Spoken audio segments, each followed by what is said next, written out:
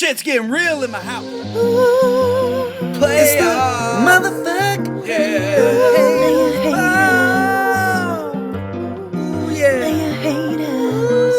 Playoffs. Yeah. Playoffs. Yeah. So both Ray and I have basically decided that we would take this entire week off from dealing with each other. There will be no communication whatsoever. So even the simplest of tasks, we'll just have to do on our own because this is playoffs week. And something that has never happened in the Dobson household is us two facing off against each other in the quarterfinal. I don't even think we've ever faced off against each other in the playoffs. So shit just got real. I mean, shit just got real. Have I thought about making some of her players just vanish and disappear? No, I haven't. Because it's fair, all in love and war, or whatever that fucking saying is. But I can't remember. I'm clicking right now, looking back just to see how much. I'm pretty sure she's beat my ass both times we've played each other. Week 4, she beat me 6-5. And we're going to get there. So she holds the cards. We tie, she wins. So this is not one of those weeks where a tie can be made, which again, I brought up the likelihood of an actual fucking tie in the playoffs is very slim to none. And I was proven correct last week, regardless of what Walker brought up. We'll get into that. But yeah, I know I didn't put together that nice little musical element for last week, but I was recapping. But this week, obviously, is the quarterfinal week. Last week was the first week of the playoffs for those of you that got to participate. The other 4 teams, Trippin' Billies, Ray for Peaches, Nick, and Troubleshooters, welcome back to competition and competing. Remember, you do get one move this week, and if you move forward, and it's not just for the people in the championship bracket, it's for everybody. Your pickup could actually alter somebody's success this week. I myself last week woke up immediately, saw that Shane had allowed us to make the one move, snatched up Matthew Boyd, and we're going to recap a little bit, but in my opinion, I think that move made a big difference in our matchup. It definitely, in my opinion, Walker, it put the pressure on your pitchers and on you to pitch. It kind of set the tone, if you will, a little bit, because I want to say he got like 9 strikeouts in the matchup. Let's look at it. We have the time because we only had 4 matchups to break down what happened last week, because yes, there was a meltdown, if you will, by yours truly, and there probably will be meltdowns because I mean, shit, man, I had one day where I could have, we'll get into that. Let's move on. First of all, Monday was a bright, shining light for me. Felt good. Rafaela from Boston doing his thing, getting 4 ribbies. I walked away 2, 3, 4, 5 runs, 5 ribbies, a stolen base, feeling pretty good. And Carlos Rodon, Charlie Morton, Emmanuel Clase, Festa kind of, didn't have the best of days, but those were good strikeouts from that Minnesota Twin boy, because I want to say he only pitched like 4 innings, so he got a strikeout an inning, but he's dog shit. I mean, they're just not letting him go long into games, but was able to match the save plus hold with Walker in day 1 and the stolen base from day 1. And yeah, felt pretty good about going into Tuesday. And then Tuesday happened. Tuesday, both myself and Walker called it. Like he played by play the entire thing. Later on in the Dodger game, Tommy Edman, who had not hit a home run all season, granted, he's been on the injured list, but that boy has not done shibbity doo dah since coming up August 19th. He's gotten a few stolen bases, a couple ribbies, but home runs was non existent until this week. You want to talk about Walker feeling like he got shafted.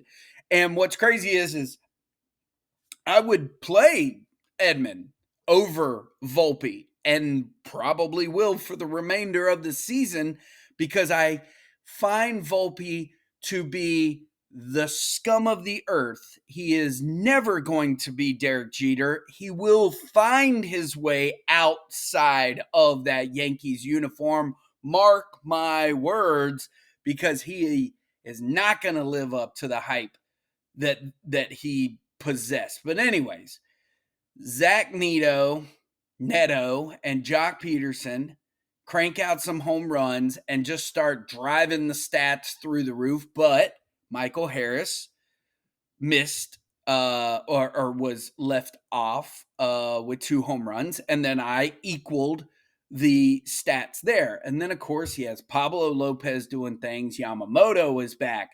Aroldis Chapman gets another fucking save plus hold. It's like the Pittsburgh Pirates are not in any playoff contention, and they're rolling out that dude. And Taj Bradley has a pretty good game against the Phillies. He gets a quality start, but no win. And I got a save plus hold from Jason Adam. That was it. So Tuesday was feeling pretty miserable. Wednesday, the good times kept rolling for both of our teams. I got 2 Tommy Edman home runs, was feeling really good about where I was at. Things were looking up.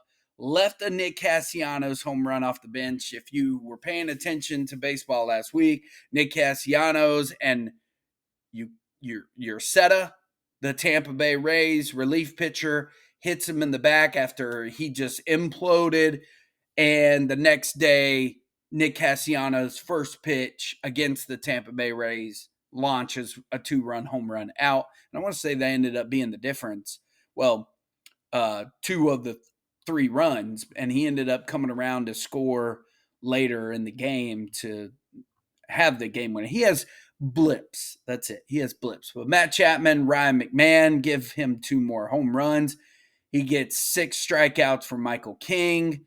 This is what I was talking about. I had a good matchup from Michael Board or a good, start, but he only went 4 1/3, but he got me 9 strikeouts. I mean, that was really a big difference in the rest of the week, in my opinion, because I won by 12 strikeouts, but that would have been a big deciding factor had I not picked up Boyd. Now, Thursday, I almost had a full roster. Walker had 3 players. 3 players. He put up no stats, no counting stats other than average and OBP.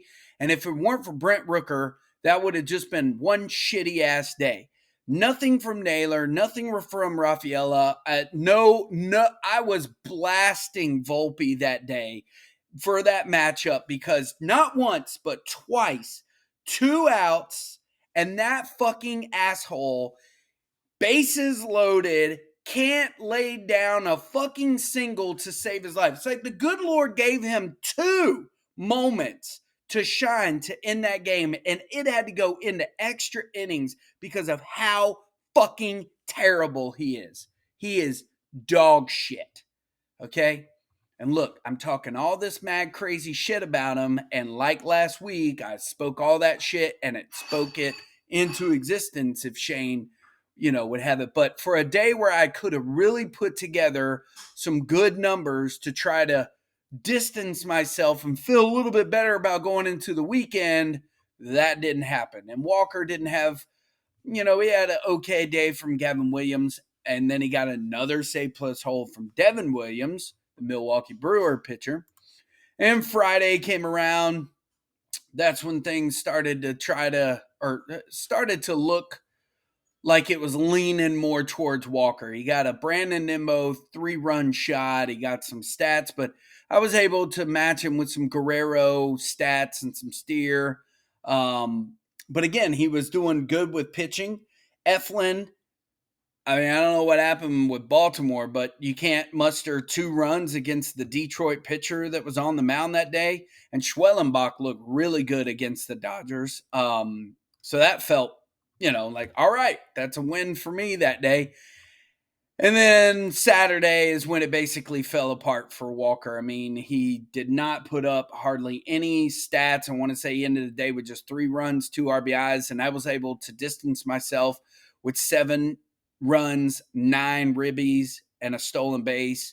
Barrios and Sale put up good, and his go-to pitcher, the one that he was really banking on, was Garrett Cole. Now, Walker made a decision earlier in the week. I want to say it was Wednesday or Thursday. He benched Eduardo Rodriguez. It may have been earlier in the week.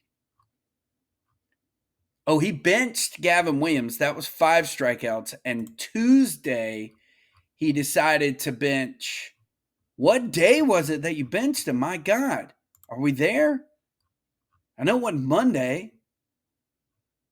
Oh, there it is. Eduardo Rodriguez pitched 5 innings, got 7 strikeouts.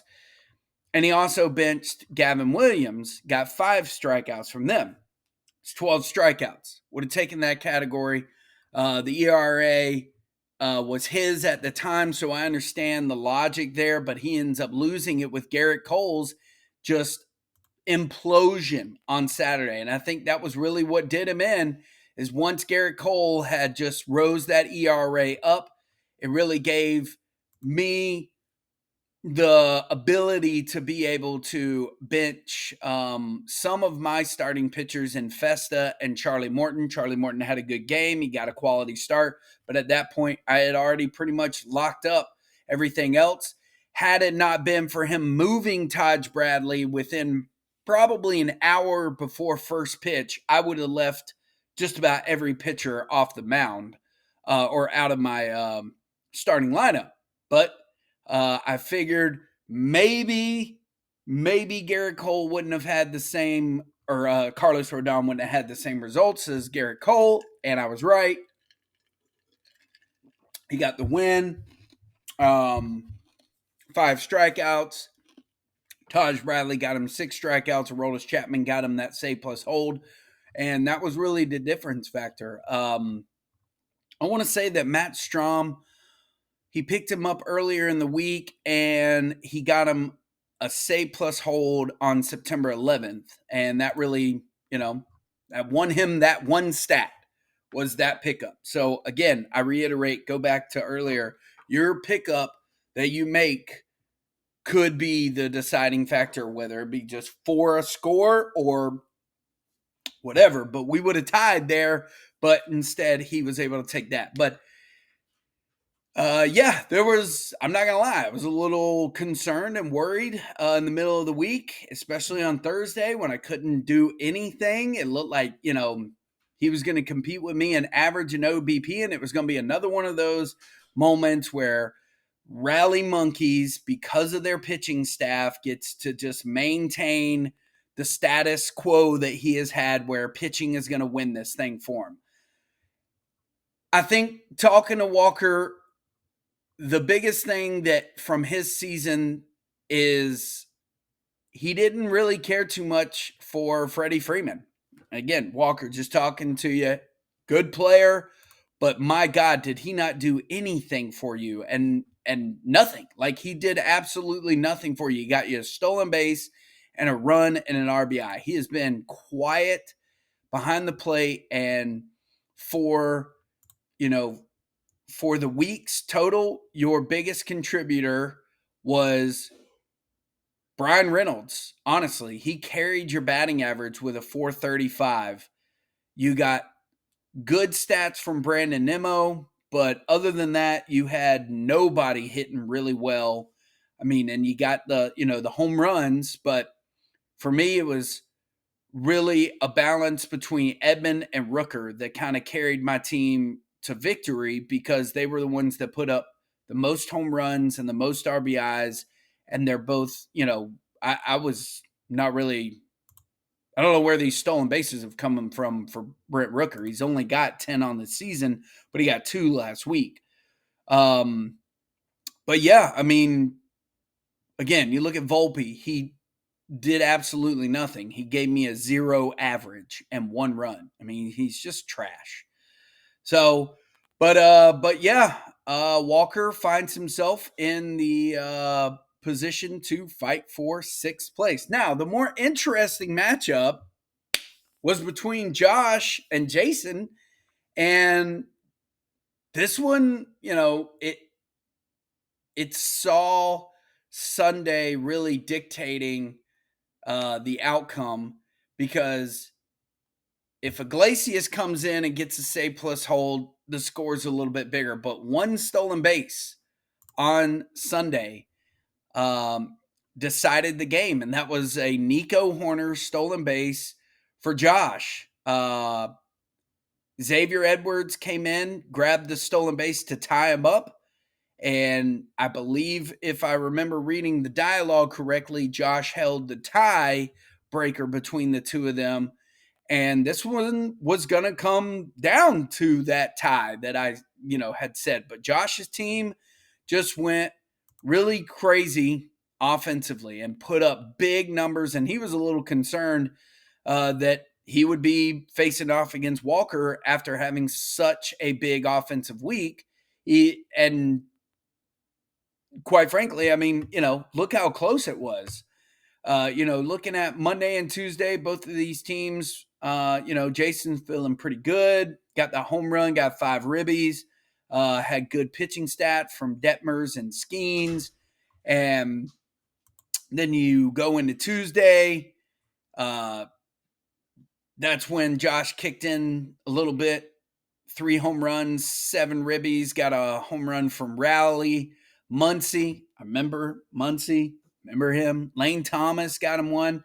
I want to say, Jason was able to throw in some runs, some RBIs. He had a good day from Riley Green and pretty good pitching stats, 16 strikeouts, 3 wins, 2 quality starts. I mean, he's got a good pitching group. And then on Wednesday, another big offensive day for Josh, 7 runs, 2 home runs, 8 RBIs. And, Jason really was not able to keep pace with him pretty much after Tuesday, if you will. I mean, he's already got such a big home run lead on him.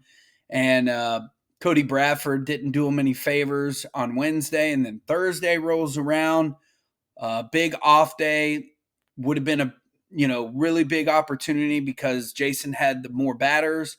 He got 4 runs, but Josh was able to match him with 4 runs. Same in the stolen bases. He only walked away with 2 more ribbies.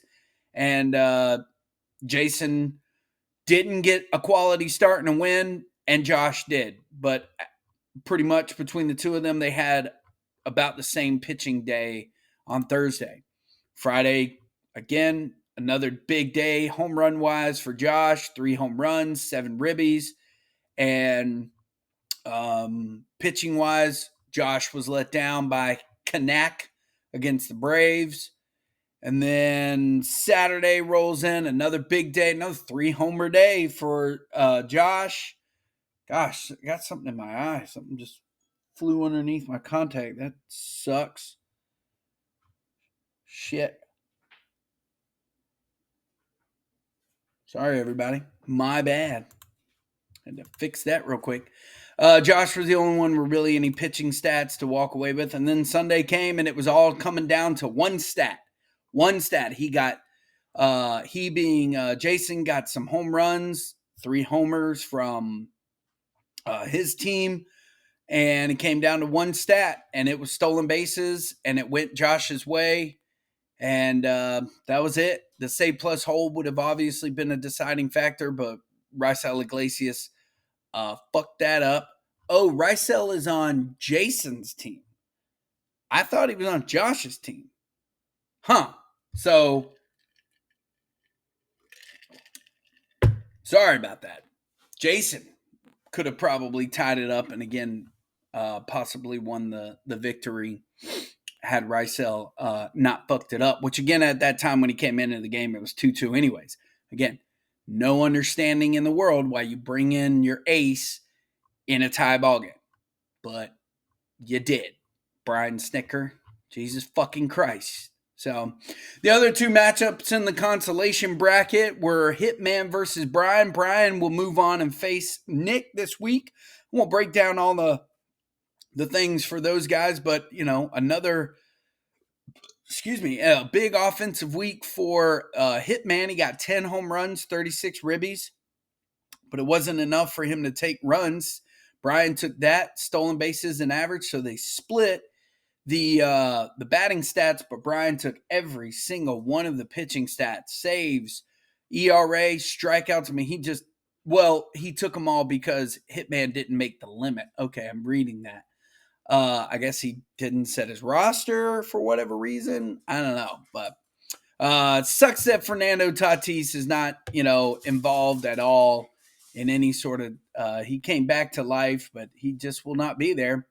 So, and then the other game, Mandalorians versus Swing Low. I wonder if this is affecting Eric's platinum status with this loss here. And then he loses to me in football. I don't know. Did you guys say it was the losses that affect your status in the Yahoo Fantasy sports world or whatever? I didn't know that we were like, touting our status with Yahoo as like some big cool thing. Like, do we need to actually put together a trophy for if you in your, lifetime career with Yahoo Fantasy? Do you need a belt? Do you want a belt, Eric?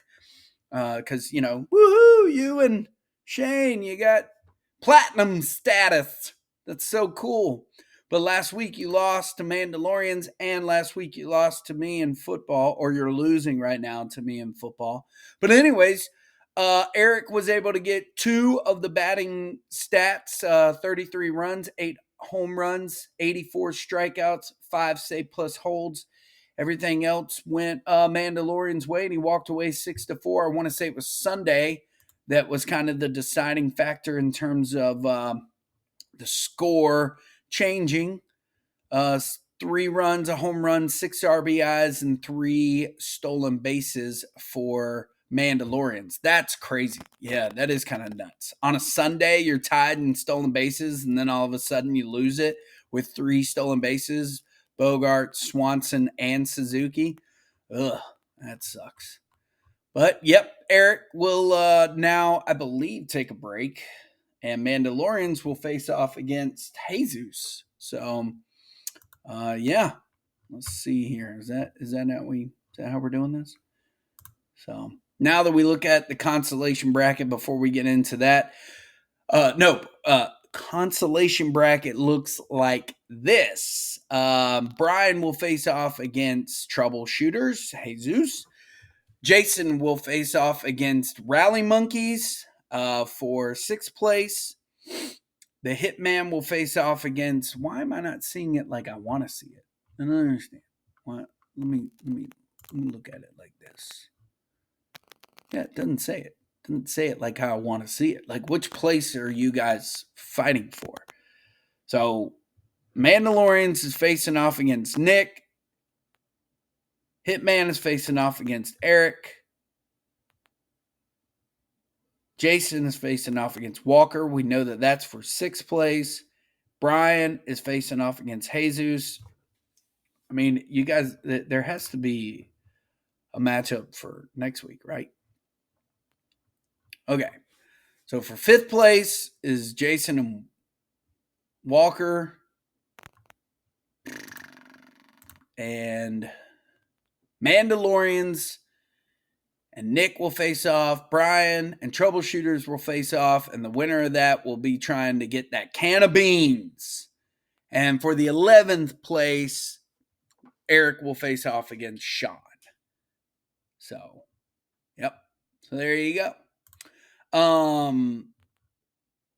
Now let's break it down. Dude, how much time do we have? All right, about 5 minutes. I can do it. I can do it. I can do it. I can do it. Let's first look at Trippin' Billies versus Josh. So it's very crazy that two teams that have won will face off, and two teams that have never won will face off. So there is a guarantee that one team that has never won the Franklin will face off against a team that has won it. Josh wants nothing more than to get another ring to boast about his accomplishments in life. And so does Shane, quite honestly. And based off of the last couple of weeks that Josh has had, this is going to be a good matchup when it comes down to power. Both of these guys have powerful first basemen in Bryce Harper, Pete Alonso, Realmuto, and Raleigh. I mean, Realmuto is kind of a shadow of himself, but he always has the ability to pop one. Raleigh, it just depends on the week. Nico Horner is actually putting up the stats that Jose Altuve wishes that he could have put up.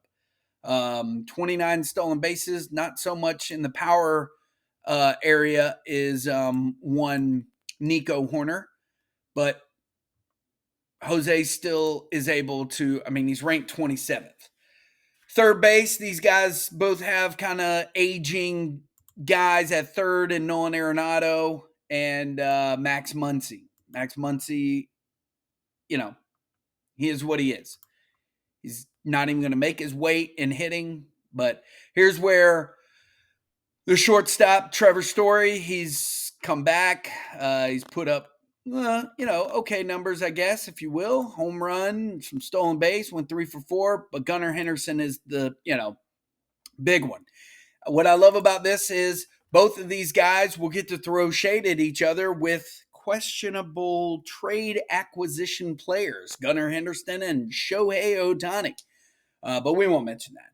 Corbin Carroll and Julio Rodriguez want to talk about two guys that are like equal on the playing field. One just was supposed to be top flight, didn't do as well, and now he's shining again. Other guy, top flight, drafted as much. He's basically Josh's lover. And guess what? He hasn't done much, and now he's shining.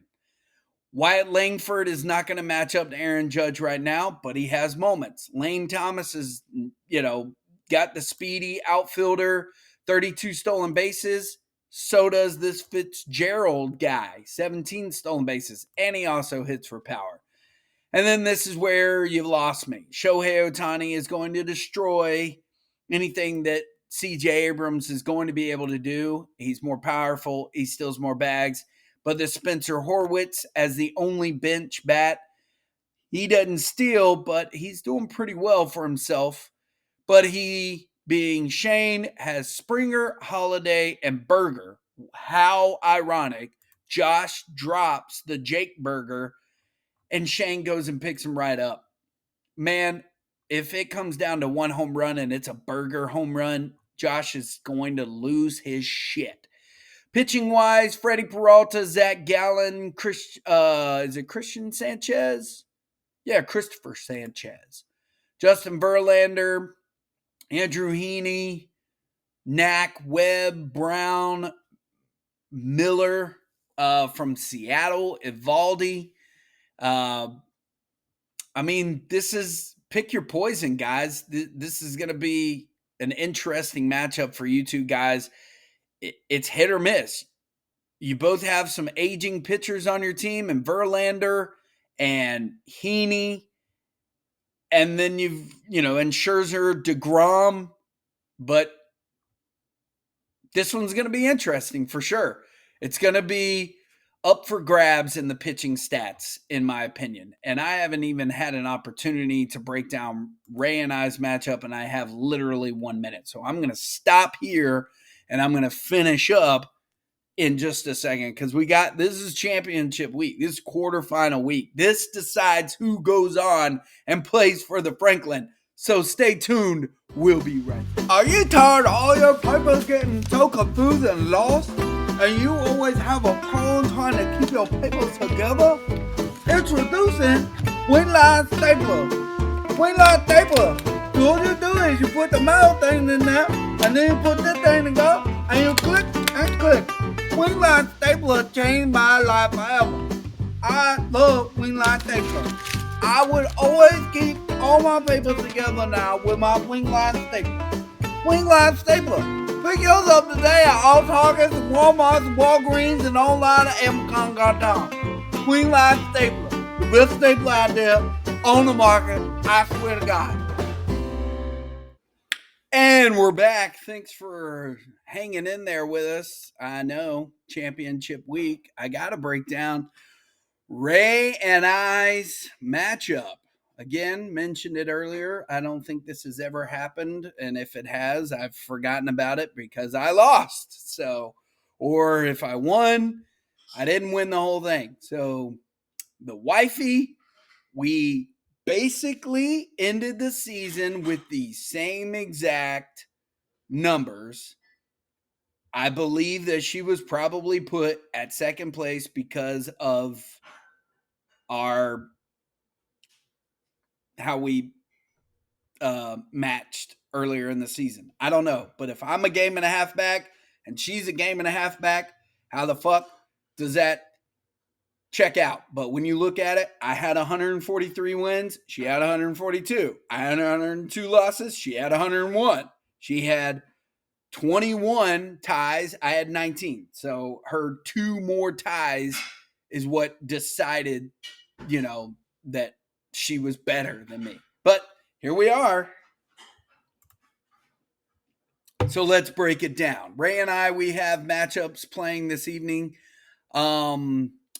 Again, when looking at last night and trying to decide what am I going to do, I don't know what to do. I don't know, first of all, how she has, it's like she's got more pitchers than me. And we also have the same amount of batters, but she also seems to have the same amount of relief pitcher. I don't know.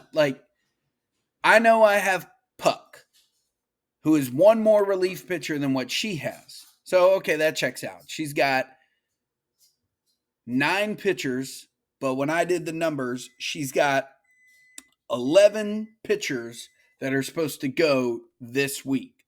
She's got 2 pitchers that, quite frankly, nobody saw coming. And that's Seth Lugo and Sean Manaea. She received Sean Manaea either from me or somehow along the way, but this dude has been fucking lights out.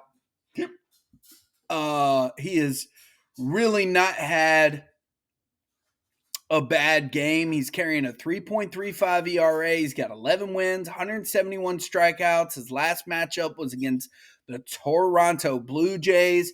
He didn't get the win, but he didn't get the win. Was that the game that they ended up putting like 6? No, that was the Brandon Francis game, and that was the other way around. Right? Yeah, no. He pitched opposite Brandon Francis or Bowden Francis, and the Francis kid shut out the Mets, and then they exploded for 6 runs in the 9th inning, and Toronto was down so many fucking runs in the 9th that they couldn't put it together. So it was like 2-0 going into the 9th. And then I think Francisco Lindor hit a home run, and then they just fucking blew up. But he didn't get the win. But anyways, he now pitches tonight against the Washington Nationals, who are probably going to be without CJ Abrams. Not that it matters, but I mean, this cat's doing shit, and the Mets are reaping the benefits. Being a Braves fan fucking sucks. Seth Lugo has the Detroit Tigers to face. This motherfucker is like, I don't know why Shane hasn't tried to acquire him, because we all know Shane had a hard-on for this guy last year. He pitches for the Kansas City Royals. He's got 16 wins. This dude goes 7-8 innings for the better part of his stuff. He'll have a blow up every now and again against like a random ass team, the Minnesota Twins of all teams. Um, he's faced the Detroit Tigers before. He went 8 innings, 3 strikeouts, got a win, quality start. I mean, this guy, he's nobody knows how he's doing what he's doing, but he's fucking doing it. He's ranked 19th, and he'll be pitching twice for that woman this week. She's got Luis Ortiz, not bad, 3.45 ERA. I want to say like on the season, all of her starting pitchers have like a 3 or less. I don't think she's got somebody with like a bad ERA. Okay, JP Sears, but he's been known to have a pretty good game here and there. I mean, he pitched a 1 strikeout game quality start against Houston that the Oakland Athletics won. He pitched a win 7 innings against Texas. He got 9 strikeouts against the San Francisco Giants, 9 twice this year. So he's owned the San Francisco Giants. He's had a couple of bad blow-ups, Milwaukee, Houston one game, and then against the Minnesota Twins. But for the most part, he's not facing like easy teams. So, but I don't remember who he's going to face this week. Yankees. He's got the Yankees this week. So, but as long as he pitches to Anthony Volpe, he won't have any problems. So, on paper, we've all said it. Ray's got probably one of the best teams on paper. I did this for Shane and Josh's matchup, so I might as well do it for mine. Yeah, Yanir Diaz, Will Smith. Will Smith's getting taken all day long. His stats really haven't been what they were for, say, like when he was playing for Rally Monkeys team, last year, 2 years ago? But he's still a very decent pitcher. On paper, both of these catchers should match up fairly equally to each other. Yanir one day last week was that Thursday was my saving grace because he got 3 out of 4 hits, but he's been known to go 0 for 5, 0 for 4. I mean, he'll have one game where he hits good, other games where he doesn't hit shit, but he's pretty consistent at playing every day because he's catcher first base eligible, and they'll just slide him over because they had such a issue with trying to fill first base because Jose Abreu failed them miserably. Josh Naylor and Christian Walker, again, 2 fairly equal players. 25 home runs for Christian Walker. He came back with, vengeance. Took him a couple days, but he's going to slide in and out with the other first baseman that the Arizona Diamondbacks felt that they needed to go grab because they didn't know the severity of Christian Walker's injury. So they went and grabbed Josh Bell. So when Christian Walker doesn't play, Josh Bell slides in there, and Josh Bell does destroying baseball things. She's going to win stolen bases, hands down. She's got Miguel Garcia. I think one day last week he got her 3 stolen bases in a day. She's got Bobby Witt Jr. I don't know if you guys have heard me, but I don't have a fucking shortstop right now. Tommy Edman may be the answer for me this week at shortstop, but is he going to match the stolen bases that Ray gets from him? Held to the no. No way. And even if he competes for it, Miguel Garcia has 36 stolen bases. The problem with Miguel Garcia is he sucks at hitting. But when he gets on base, the motherfucker steals every damn bag. So she's going to win stolen bases. I've thought about it. I've tried to think about who was out there that I could grab to help me with this because I studied my opponent. There's no way around it because she also has another stolen base motherfucker, and that's Bryce Terang. 43 stolen bases. The dude, when he gets on base, swipes fucking bags. And then she'll get a stolen base every now and again from, say, like a Byron Buxton, who probably shouldn't be stealing bases, or Andres Jimenez. She's got stolen bases in the bag. It's already a given. I have nobody that has over, I don't think, 20 stolen bases on the season. Rooker has 10. Vladimir Guerrero Jr. has 2. Nick Castellanos might have 6. James Wood would be the only guy that would compete, and he has 12. Yes, I know Anthony Volpe has 26 stolen bases. Has anybody been listening? I don't want to play that cocksucking thunder cunt, okay? Rafaela has 19, and Spencer Steer has probably the most with 25. She's got stolen bases. That's a stat that I will, if I compete with her in that stat, the good Lord has shined upon me this week. Bryce Terang, Bobby Witt Jr., Miguel Garcia, Andres Jimenez will blow me out of the water. They will run me away. So, again, I thought about grabbing up Victor Robles. Then he goes day to day yesterday. I don't even know if he's playing, but he's a hit or miss type of guy. He's not really the best batting average dude, but he was on a tear. That was really all that I seen out there that I was worth trying to thinking about rostering, because I would plug him into that Nick Castellanos spot in a heartbeat, because Nick Castellanos to me is just fucking cancer. He's not going to do shit one day and then he's, going to blow up and do good things. But, so pitching wise, again, I mean,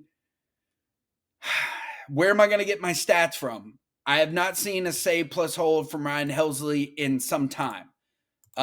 St. Louis, they just aren't doing it for him. The last one was Wednesday, September 11th. That was 4 days without him coming in to pitch. They've got a matchup coming up against Pittsburgh, but they might blow Pittsburgh out of the water every game and won't even need to use him. She's got Kirby Yates. Granted, Texas is kind of out of it, but this motherfucker's got, where is his save plus holds? How many does he have? Why would you not put a relief pitcher's ranking of save plus holds in the damn top? I mean, what are we doing here? 32. He's got 32 on the season. So he's right up there with guys like Helsley and Emmanuel Clase. Why would you not put them on there? That's so stupid. Class A's got 45. I want to say Helsley's got right up there in the 40s. So 44. So, yeah. And Jason Adam, who sometimes will come in and grab one. I think he grabbed one last night, a save plus hold. So there's an opportunity there. So that's a stat, save plus holds, is really up for grabs, because AJ Puck does not get them. He just comes in appearances where they need him to. That dude hasn't gotten a save plus hold since August 25th. So that's been a minute. He's going in to Colorado and Milwaukee. I don't foresee that being a thing. Going back to her pitching, she's got Sean Manaea, Seth Lugo. They're going to pitch twice this week. Jack Flaherty. Let's see. What does her Tuesday look like? Because I want to say I counted 11, and it's because of Monday and Tuesday she's kind of stacked. Tuesday she doesn't have anybody. So one of these days she's got like 3 pitchers. Anyways, I can't remember. I just know I counted last night because I'm studying my opponent to see what I need. I'm counting on 2 aces, Chris Sale and Jose Barrios, to try to carry the strikeout load.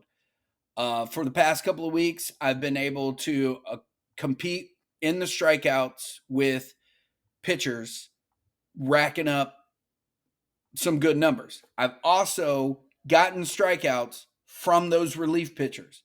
That's been very big for me. That's been a deciding factor.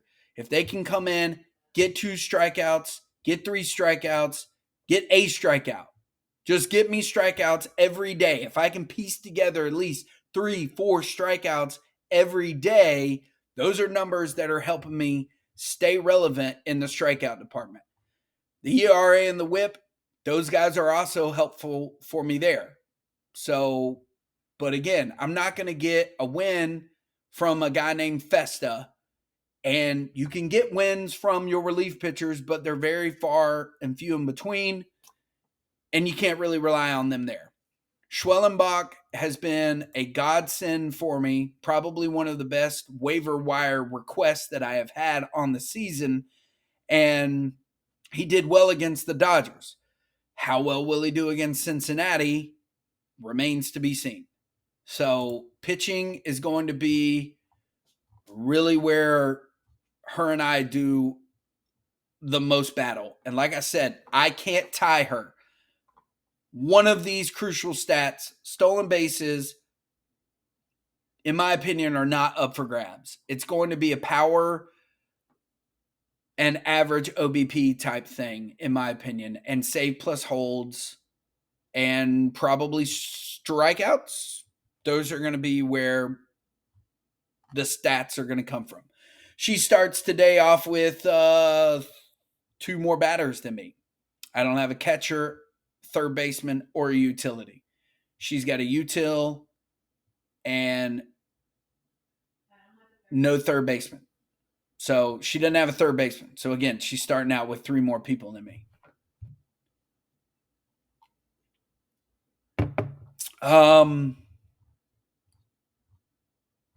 It is cool to think about the fact that one of us in this household will be representing the Dobson household in the championship. And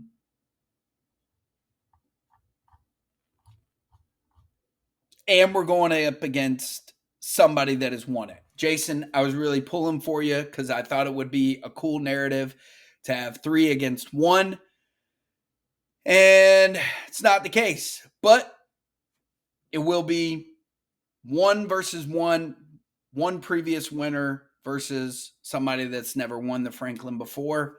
That much is exciting. That's a storyline right there. So, for you other guys in the consolation bracket, best of luck to you guys this week. I know, we did the Lord's work. Thank you, Brian.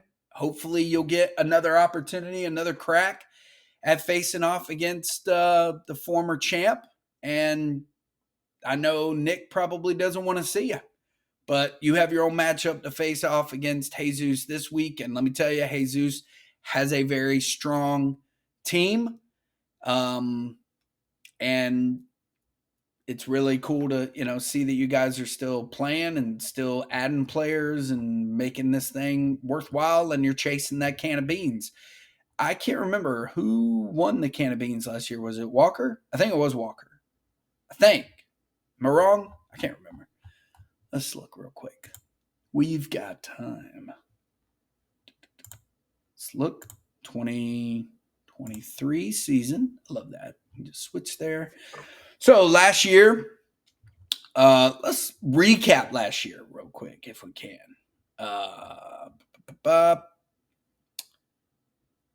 Nick and Benchwarmers were the bye weeks.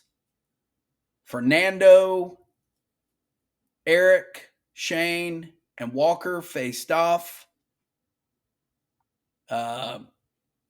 Shane beat Eric by 1 point.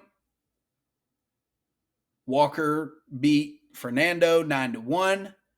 Walker then lost to Benchwarmers 6-5. And Nick beat Shane 7-3. Trippin' Billy's beat Walker 8-3 for third place. And Nick beat Josh in a tie 5-5. Fucking tiebreakers, man. We got to stop with this shit. There's got to be some other way to decide this shit. And Eric destroyed Fernando 11-0. So he ended up being seventh. That was the question that I had. Consolation. Sean. Sean has the can? That's cool. Sean, where you at with that? Where you at, Sean? Sean's got the can. So will Sean retain his title? And Ray was 12th place last year. Look at that. 12th place last year.